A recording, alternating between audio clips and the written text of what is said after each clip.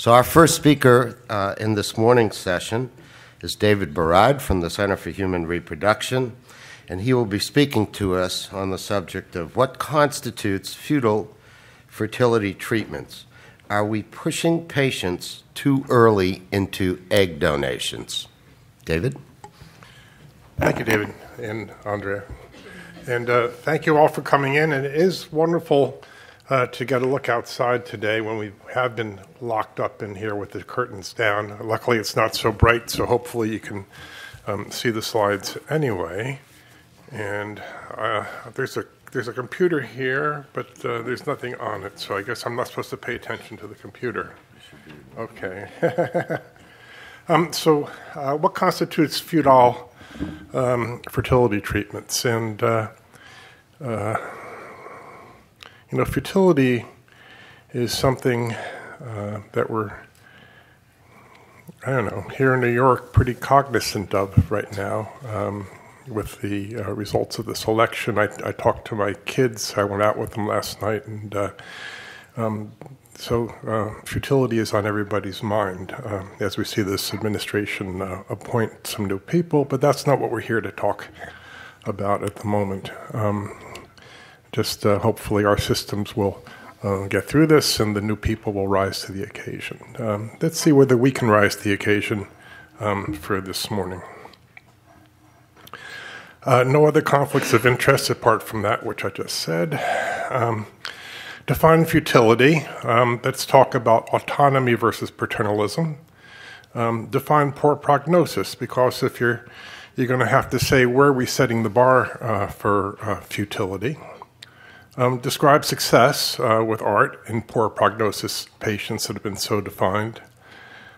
Talk about what the benefits of proceeding with art are in poor prognosis patients, and discuss cost factors, and then, of course, conclusion.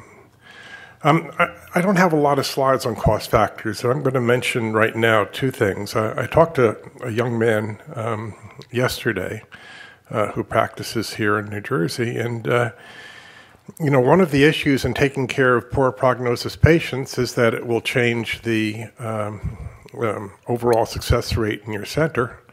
And Eliadashi mentioned yesterday that we're beginning to feel pressures, not from the government, but from insurance companies with regard to, how we're taking care of patients and what we can do.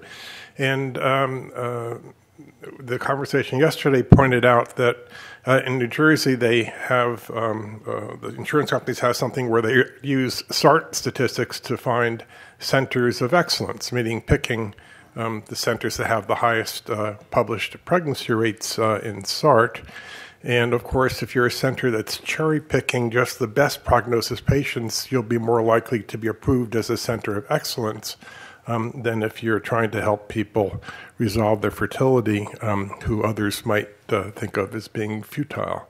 So it ends up being a self-defining prophecy. And there is some cost, not only to the patient, who we will carefully consider, but to the centers as well, if they're, if they're able to step up to the plate and try to help these people in this way. So define futility. Dictionary says the quality of things that have no useful result. Uselessness. Well, that seems pretty obvious, but then we have to define what is a useful result. In medical practice, traditionally, it's been that the chance of survival is less than 1%. So when you're triaging people, as we talked about yesterday on the battlefield, somebody who has a less than 1% chance of surviving transport or procedure might be not triaged because it's a futile effort. ACOG has defined futility as incapable of producing a desired result or unable to achieve a physiologic goal. So we look at the balance of autonomy versus paternalism. And part and parcel of that is the realization that in modern medicine, it's much more incumbent on us to try to educate our patients, let them participate in these decisions, and not just be as my dad, who was a doctor, used to say, well, I said so because I said so. Why, Dad? Because I said so. And I think a lot of physicians used to take that point of view. On the other hand, we're all beset by the pressures of having to see enough patients to pay our rent.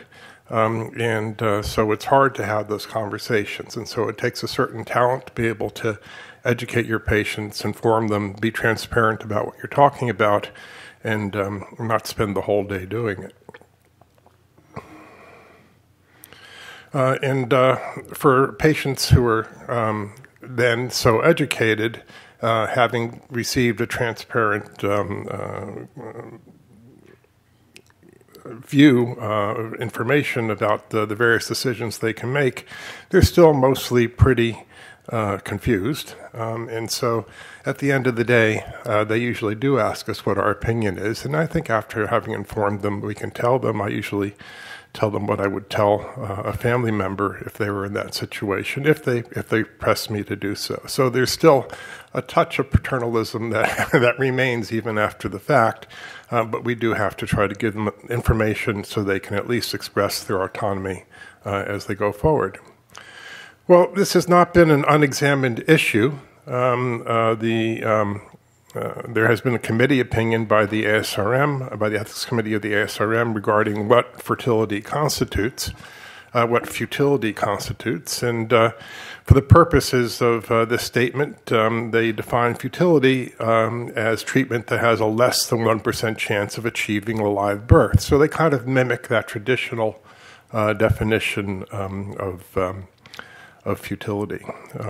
And very poor prognosis, referring to treatment which has the odds of a live birth somewhere between 1 and 5%. Now, when I speak to my patients about this, I point out that these are the official definitions, but that we each have our own sort of measure of what the futility-utility balance is. And that's why I try to educate them enough so they can decide where they fall on that scale. And of course, we have to think about the alternatives. As we said in the title, in the program of this talk, it's proceeding with treatment with one's own eggs versus using somebody else's eggs. And we always have to be very transparent in pointing out what that other bar is. So if you can get a 6 to 10 times greater chance with donor eggs, our patients have to understand that, but they still have to be given the autonomous right to choose what they want to do. So ASRM has made this cute little program on their website in which you can plug in your parameters, and based on the years of experience they've had in collecting SART data, they give you a calculated probability of live birth after one cycle. And so I plugged in some parameters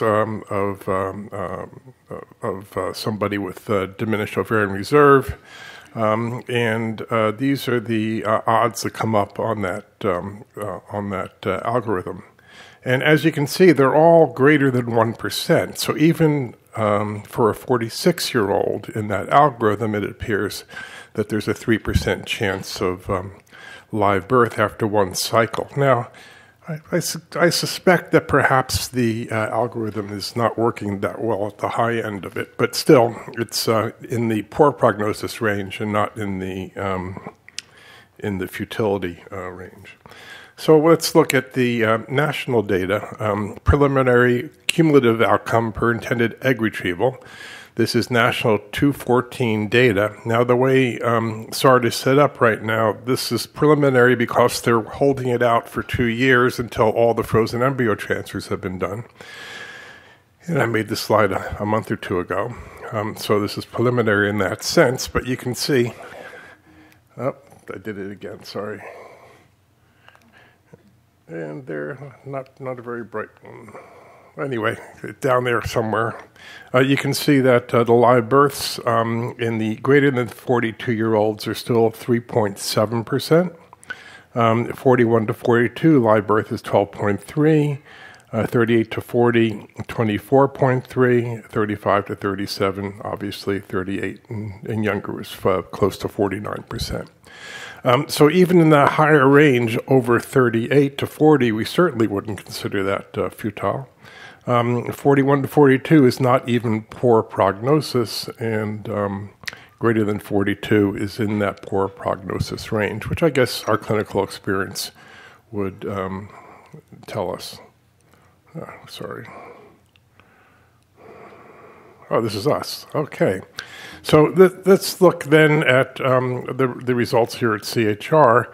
As I'll show you the next couple of slides, and as you've heard over the last few days, we do have a fairly poor prognosis patient population. Most of the patients that come to us have failed, I would say, 4 or 5 cycles at 3 or 4 other centers before coming to see us. Some of them have even, as I said yesterday, gone through 8 or so cycles at some of these centers before moving on. And so you can see that, does it work? No, it doesn't work. So you can see that the live birth rate here, even in these most poor prognosis patients, I'll tell you, all of whom have AMH less than 1. I can tell you that even in the youngest patients. And you can see that even in the older patients, you're still not quite, although you are approaching the limits of futility, and 41 to 42 is still in the poor prognosis range. So Mario Vega, who was here the last couple of days, I don't know if he's here today, worked with us to collect some of the data on our poor prognosis patients, and Vitaly Kushner and Sarah Darman worked with him to put that information together, and the rest of us participated somewhat in the review and the writing of this paper. So looking at live birth rates in very poor prognosis patients who, by Bologna criteria, have been defined as poor responders. And of course, Bologna criteria means that they've produced fewer than 3 oocytes, that they're over age 40, and they've got an AMH of less than 1.1. And you can meet the Bologna criteria by fulfilling 2 of these 3 requirements. And you can see that we had 483 cycles with, 768 cycles with 483 patients. You can see that, a number were canceled during stimulation. A number of those that went on to, canceled even before the embryo transfer for failure to get an embryo. As you might suspect in this very poor prognosis group, there are very few who had an elective single embryo transfer. And so we're left with a series of people who had few embryos to transfer and who we can look and see what their results were. So a non-elective single embryo transfer of about 129 cycles, and 2 embryos transferred in 111, and 3 in 141. So what do we know about these patients? Well, they're on the average over the age of 40. They have quite low AMH, as you can see, elevated FSH, which is not surprising. They take an awful lot of gonadotropins to go through their cycles. Somebody had asked me this question the other day. Using our protocols, we're still able to tease, even these very poor prognosis patients, a good number of eggs from some of them. You can see in the people who did have a number of embryos to transfer, we did get over 7 eggs on the average from these patients. These are the age-stratified live birth rates. Now, if you look at the people 35 and under, you'll note there are very few people in those groups because, to be frank, on the average, these people they don't meet the criteria of being over 40, and they generally will produce more than 3 eggs in their previous cycles, and so they don't really meet the criteria as poor prognosis patients. Those that are poor prognosis are fairly poor, but we don't have a large enough sample to really talk about them very much. So in the 38 to 40-year range, which is a little bit more well-represented, you can see that you have live birth rates that are still within acceptable poor prognosis range, and in some cases even better than that. I think these percentages are interesting, but not enough to really make statistical predictions based on. You can note that in the over 43 group, when you have only one embryo to transfer of those 55 patients that were there, we didn't have, thank you, we didn't have any live births. So autonomy versus paternalism, we do need to educate our patients and share these statistics in our own centers with our patients as they're making these decisions. We do have to discuss the alternative. But I'm surprised, maybe you shouldn't be surprised because that's why they come to us, but among the patients who come to us, many of them choose to go forward, even when medical intervention seems not to have very much utility. And partly they do that to be assured that all paths to parenthood with their own gametes have been explored. And oftentimes before they're able to consider moving on to other treatments, such as donor eggs. So closure is an important factor in this. I think the benefits involve resolution of fertility and allowing to have peace of mind. And then we have some couples who, for cultural or religious reasons, simply can't choose. And so they have to try until they give up. So, in summary, decisions to proceed with fertility treatment in poor prognosis patients need to be made with full and transparent disclosure of all costs and risks of failure. Going through a cycle is a costly thing. As you can see, they were using over 7,000 units of gonadotrophins, which in this country are quite expensive, and that's just in addition to the cost of going through the IVF cycle. And they have to be looked at. I talk to my patients about the balance and what's the baby per buck. So as you think about the decision versus donor egg. Full discussion of alternatives such as donor gametes, relative costs of each treatment. Care of patients, these patients can be quite challenging and at times it's helpful to have them see a mental health counselor to help them weigh their choices. But at the end of the day, we need to respect their autonomy. So thank you very much for your attention this morning. Thank you for your attention throughout this conference.